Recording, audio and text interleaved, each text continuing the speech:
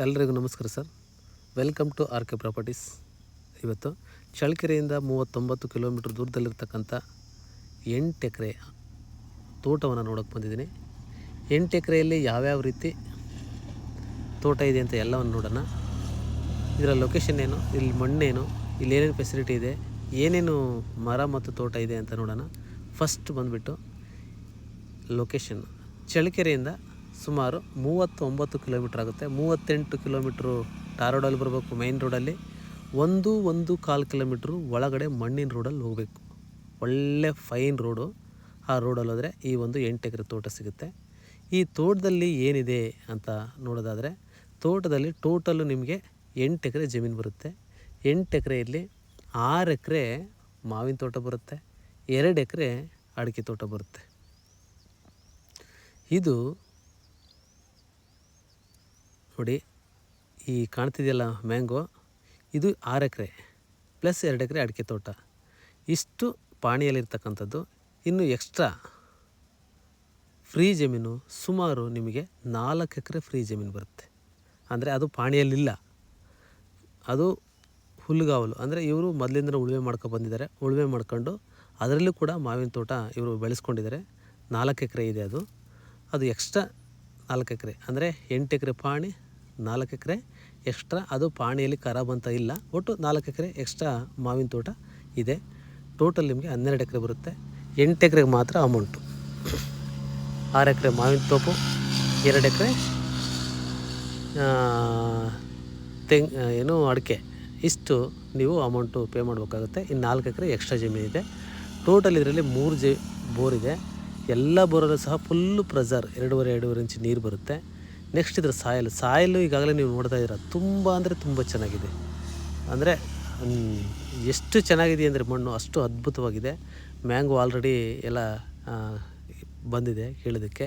7 ಲಕ್ಷಕ್ಕೆ ಈ ವರ್ಷ ಕೊಟ್ಟಿದ್ದಾರೆ. ಇದನ್ನು 7,15,000 ಎಷ್ಟು ಕೊಟ್ಟಿದ್ದಾರಂತೆ. ಇನ್ನೂ ಕಟ್ಟಿಂಗ್ ಆಗಿಲ್ಲ.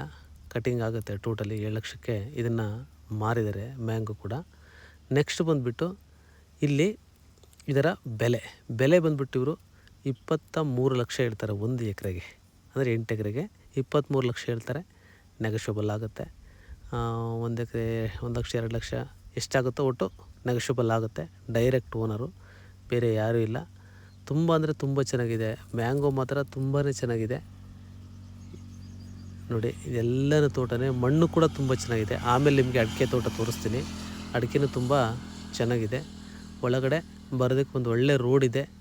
ಇವರು ರೋಡಿಂದ ಅಂದರೆ ವಿಲೇಜ್ ಟು ವಿಲೇಜ್ ರೋಡಿಂದ ಒಳಗಡೆ ಬರೋದಕ್ಕೆ ಒಂದು 8 ಗುಂಟೆ ಜಮೀನು ತಗೊಂಡು ಅದನ್ನ ರಿಜಿಸ್ಟ್ರು ಕೂಡ ಮಾಡ್ಕೊಂಡಿದ್ದಾರೆ. ನೋಡಿ, ಇದು ಅಡಿಕೆ ತೋಟ. ಇಲ್ಲಿಂದನೇ ಮುಂದುಗಡೆಯಿಂದ ಬರಬೇಕು ಒಳಗಡೆಗೆ. ಚೆನ್ನಾಗಿದೆ ಮಾತ್ರ. ಇವರು ಒಂದು ನೆಗೋಷಿಯಬಲ್ ರೇಟಲ್ಲಿ ಆಗುತ್ತೆ. ನೋಡಿ ಸರ್, ಅಡಿಕೆ ಎಲ್ಲ ತುಂಬ ಅಂದರೆ ತುಂಬ ಚೆನ್ನಾಗಿದೆ. ಯಾಕಂದರೆ ಮಣ್ಣು ಚೆನ್ನಾಗಿದೆ ಮತ್ತು ಇಲ್ಲಿ ನೀರು ಕೂಡ ಅಷ್ಟು ಅದ್ಭುತವಾಗಿದೆ. TC ಇದೆ ಸಪ್ರೇಟು. ಒಂದು ಸ್ವಲ್ಪ ತೆಂಗಿನ ಮರ ಕೂಡ ಇದ್ದಾವೆ. ಒಳ್ಳೆ ಚೆನ್ನಾಗಿದೆ ಬಿಡಿ. ತೋಟ ಎಲ್ಲ ಚೆನ್ನಾಗಿದೆ. ಪ್ರೈಸ್ ಒಂದು ಸ್ವಲ್ಪ ನೋಡ್ಕೋಬೇಕು. ಕೂತ್ಕೊಂಡು ಮಾತಾಡಿದರೆ ನೆಗೋಷಿಯಬಲ್ ಆಗುತ್ತೆ. ಅಡಿಕೆ ಮರ ಕೂಡ ತುಂಬ ಚೆನ್ನಾಗಿದೆ. ನೋಡಿ, ಅಷ್ಟು ಬಿಸಿಲಿದ್ರು ಕೂಡ ತುಂಬಾ ಚೆನ್ನಾಗಿದೆ ಅಡಿಕೆ ಗಿಡ ಕೂಡ. ನೀರಿನ ವ್ಯವಸ್ಥೆ ಹಂಗಿದೆ ಇಲ್ಲಿ. ಅದ್ಭುತವಾಗಿದೆ ನೀರೆಲ್ಲ. ಎಕ್ಸ್ಟ್ರಾ ಒಂದು 4 ಎಕರೆ ಜಮೀನು ಕೂಡ ಸಿಗುತ್ತೆ. ಅದು ಪಾಣಿಯಲ್ಲೇನು ಬರಲ್ಲ, ಇವರು ಮೊದಲಿಂದ ಮಾಡ್ಕೊಂಡಿದ್ದಾರೆ. ಹಾಗಾಗಿ ಅದು ಸ್ವಲ್ಪ ನಿಮಗೆ ಎಕ್ಸ್ಟ್ರಾ ಲ್ಯಾಂಡ್ ಕೂಡ ನಿಮಗೆ ಸಿಗುತ್ತೆ. ನೋಡಿ, ಇದೆಲ್ಲ ಅಡಿಕೆ ತೋಟನೇ. 2 ಎಕರೆ ಬರುತ್ತೆ, ಹೆಚ್ಚು ಕಡಿಮೆ 2 ಎಕರೆ ಬರುತ್ತೆ. ಇನ್ನೊಂದು 6 ಎಕರೆ ಮ್ಯಾಂಗೋ ಬರುತ್ತೆ, ಮಾವಿನ ತೋಟ ಬರುತ್ತೆ. ನೋಡಿ, ಅಲ್ಲಿವರೆಗೂ ದಾರಿ, ಅಲ್ಲಿಂದ ಮುಂದಕ್ಕೆ ರೋಡ್ ಇದೆ. ನೋಡಿ, ಇದೆಲ್ಲನೂ ಬರುತ್ತೆ. ಕೊಳ್ಬೋದು, ನೆಗೋಷಿಯಬಲ್ ಆಗುತ್ತೆ. ಯಾರಾದರೂ ಇಂಟ್ರೆಸ್ಟ್ ಇದ್ದರೆ ನೋಡ್ಬೋದು. ನೋಡಿ, ತೋಟ ಅಂತೂ ಚೆನ್ನಾಗಿದೆ. ಅಡಿಕೆನೂ ಚೆನ್ನಾಗಿದೆ. 2 ಎಕರೆ ಏನು ಅಡಿಕೆ ಇದೆ, ಇದು ಕೂಡ ಚೆನ್ನಾಗಿದೆ. ಮಾವಿನ ತೋಟನೂ ಚೆನ್ನಾಗಿದೆ. ಮಾವಿನ ಮರಗಳು ತುಂಬ ಚೆನ್ನಾಗಿದ್ದಾವೆಲ್ಲ ಮಾತ್ರ. ನೆಗೋಷಿಯಬಲ್ ರೇಟ್ ಆಗುತ್ತೆ.